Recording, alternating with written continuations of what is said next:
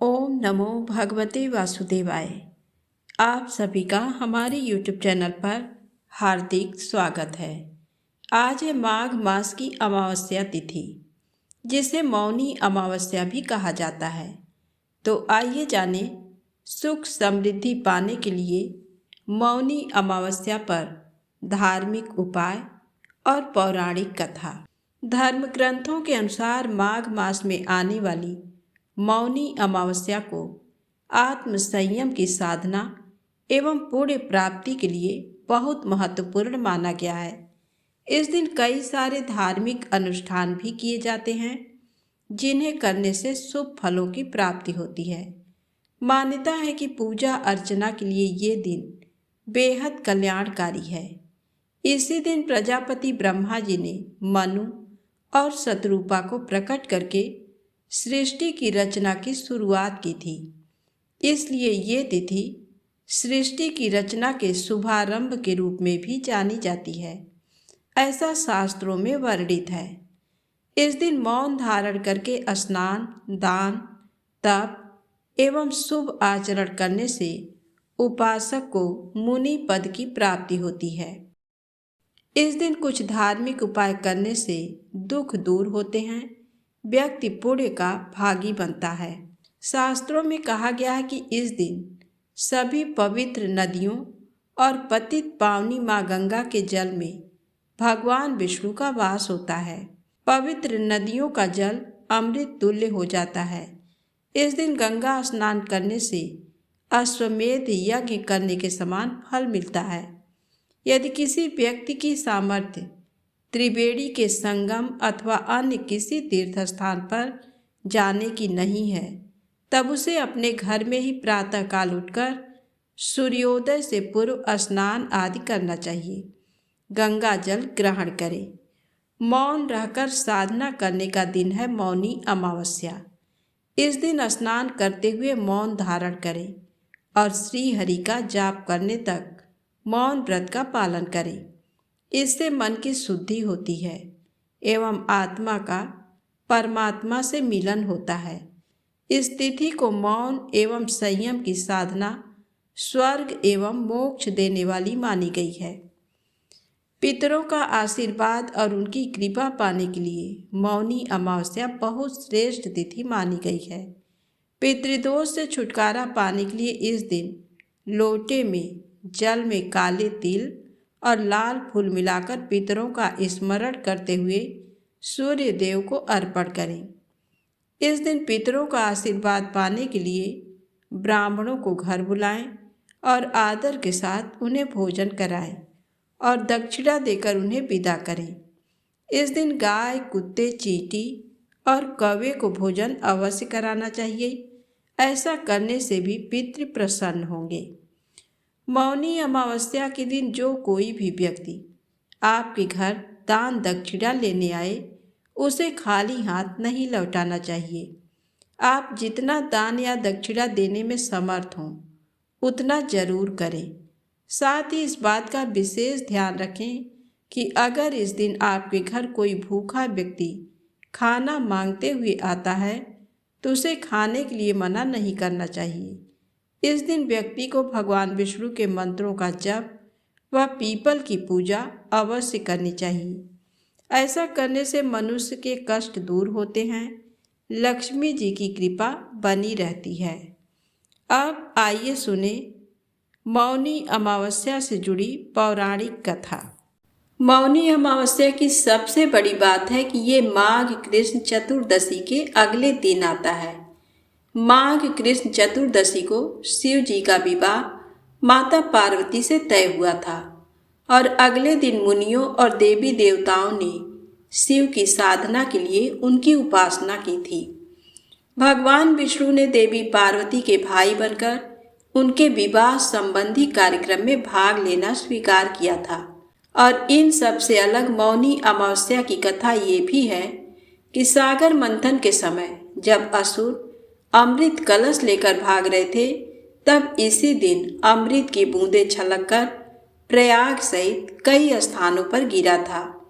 इसलिए मौनी अमावस्या पर प्रयाग सहित अन्य तीर्थों में स्नान करके दान पुण्य करने से कई गुना लाभ मिलता है। माघ मास में तिल, ऊनी वस्त्र, घी का दान बहुत ही पुण्यदायी होता है। इसलिए मौनी अमावस्या पर इन वस्तुओं का दान जरूर करना चाहिए। ये जरूरी नहीं कि आप बहुत दान करें, लेकिन अपनी श्रद्धा और क्षमता के अनुसार थोड़ा दान भी आप कर सकते हैं। इससे भगवान शिव की कृपा प्राप्त होती है और व्यक्ति मृत्यु पश्चात उत्तम लोक में स्थान पाता है। व्यक्ति मुनि पद को प्राप्त करता है। एक मान्यता है कि मौनी अमावस्या के दिन मनुष्यों को धरती पर लाने वाले प्रथम मनुष्य मनु ऋषि का जन्म हुआ था। मनु ऋषि के नाम से भी इस व्रत का नाम मौनी अमावस्या है। मौनी अमावस्या की प्रचलित कथा के अनुसार प्राचीन काल में एक ब्राह्मण परिवार कांचीपुरी में रहता था। पति पत्नी दोनों ही धर्मात्मा थे और धर्म पूर्वक अपनी गृहस्थी चलाते थे। इनका नाम देव स्वामी था और इनकी पत्नी का नाम धनवती था। इनके 7 पुत्र और एकमात्र पुत्री थी जिसका नाम गुणवती था।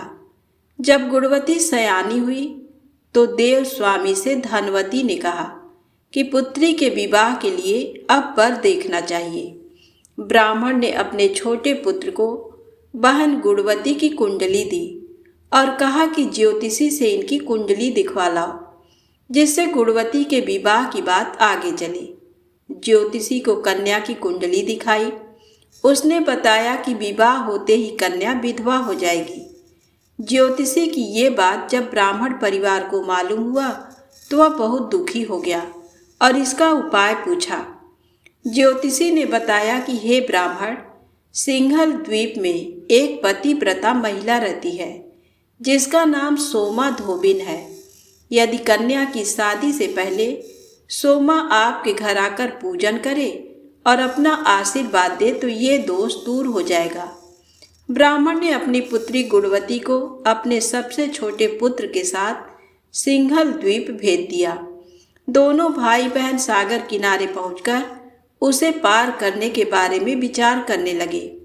जब समुद्र को पार करने का कोई रास्ता नहीं मिला तो दोनों भूखे प्यासे एक पीपल वृक्ष के नीचे आराम करने लगे।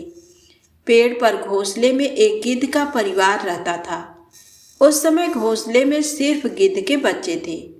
वे सुबह से भाई बहन की बातों और क्रियाकलापों को देख रहे थे।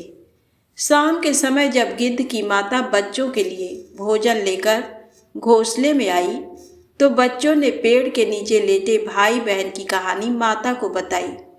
उनकी बातें सुनकर गिद्ध की माता को दोनों भाई बहनों पर दया आई और बच्चों के कहने से उसने कहा कि तुम लोग अब चिंता मत करो, मैं इन्हें सागर पार करवा दूंगी। बच्चों ने माता की बातों को सुनकर खुशी खुशी भोजन ग्रहण किया। गिद्ध की माता बच्चों को भोजन करवाकर दोनों भाई बहनों के पास आई और बोली कि मैंने आपकी समस्याओं को जान लिया है, आप चिंता मत कीजिए, आपकी समस्या का निदान मैं कर दूंगी और आपको सोमा धोबिन के पास पहुंचा दूंगी। गिद्ध की बातों को सुनकर दोनों भाई बहनों का मन आनंदित हो गया और उन्होंने वन में मौजूद कंदमूल को खाकर रात काट ली। सुबह होते ही गिद्ध ने दोनों भाई बहनों को समुद्र पार करवा दिया और सिंघल द्वीप में सोमा धोबिन के घर के पास पहुंचा दिया। गुणवती सोमा धोबन के घर के पास छुपकर रहने लगी। हर दिन सुबह होने से पहले गुणवती सोमा का घर लीप दिया करती थी। एक दिन सोमा ने अपनी बहुओं से पूछा कि प्रतिदिन सुबह हमारा घर कौन लीपता है। बहुओं ने प्रशंसा के लोभ से कहा कि हमारे अलावा ये काम और कौन करेगा। लेकिन सोमा को बहुओं की बातों पर भरोसा नहीं हुआ और वह ये जानने के लिए पूरी रात जागती रही कि कौन है जो हर दिन सूर्योदय से पहले घर लीप जाता है। सोमा ने देखा कि एक कन्या उसके आंगन में आई और आंगन लीपने लगी। सोमा गुणवती के पास आई और उससे पूछने लगी कि तुम कौन हो और क्यों हर सुबह मेरे आंगन को लीप कर चली जाती हो।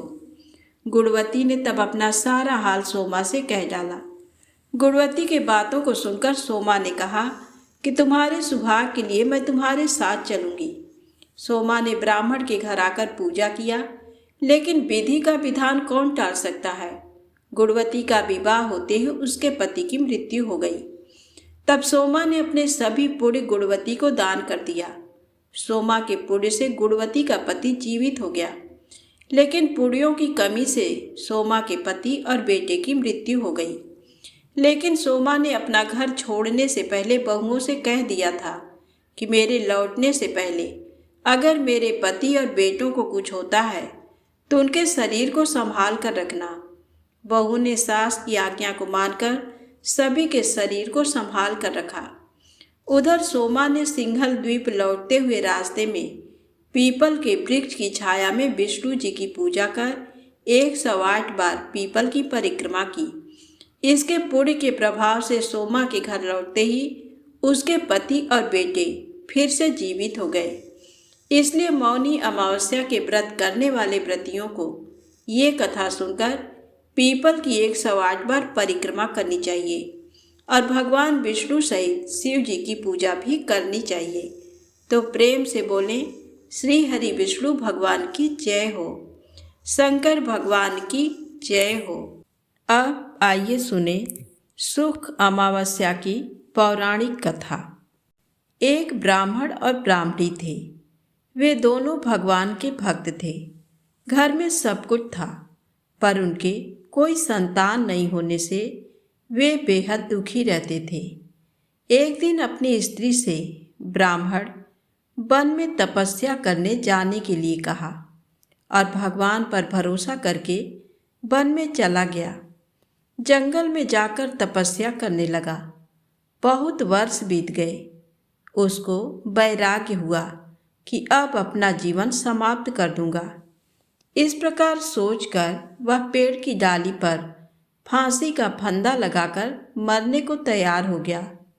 तब सुख अमावस्या प्रकट होकर बोली, देख ब्राह्मण, तुम्हारे 7 जन्म तो कोई संतान नहीं लिखी है, किंतु मैं तुम्हें 2 कन्या का वरदान देती हूँ। एक का नाम अमावस्या, दूसरी का नाम पूनम रख देना। तेरी स्त्री को कहना कि सुख अमावस्या का व्रत या उपवास करे। अमावस के दिन 1 कटोरी चावल भरकर उस पर दक्षिणा रखकर किसी मंदिर में रखना। ऐसा 1 साल तक करना। 1 कटोरी चावल सहित दान करते रहना। ब्राह्मण घर आया, अपनी पत्नी को बताया और अमावस के दिन ब्राह्मणी ने व्रत रखा। कुछ दिन बाद उसके 2 कन्या हुई। तब उसने एक का नाम अमावस्या और दूसरी का नाम पूनम रखा। धीरे धीरे बड़ी होने पर उनका विवाह किया। बड़ी बहन अमावस्या धार्मिक थी, जबकि छोटी भगवान को बिल्कुल ही नहीं मानती थी। बड़ी के घर में तो सुख समृद्धि का भंडार भरपूर था, पर छोटी बहन पूनम के दुखों का पार नहीं था। जब बड़ी बहन अमावस को छोटी के बारे में सब मालूम हुआ कि उसकी बहन दुखी है, तब अमावस्या गाड़ी भरकर सामान लेकर गई और छोटी बहन से कहा, बहन पूनम, सुख अमावस्या का व्रत तुम भी करो और पूजा करके उपवास करो, जिससे तुम्हारे घर में सुख समृद्धि का भंडार भरेगा। 1 साल तक चावल का कटोरा भरकर सदक्षिणा दान करना। तब पूनम ने ऐसा ही किया। कुछ दिनों के बाद उसके भी घर में धन धान्य और संतान की वृद्धि होने लगी। इस प्रकार जो भी सुख अमावस्या का व्रत आदि विधि पूर्वक करेगा, उसके घर में सुख समृद्धि का भंडार माँ सुख अमावस्या पूर्ण करेंगी। तो प्रेम से बोलो, अमावस्या माता की जय हो।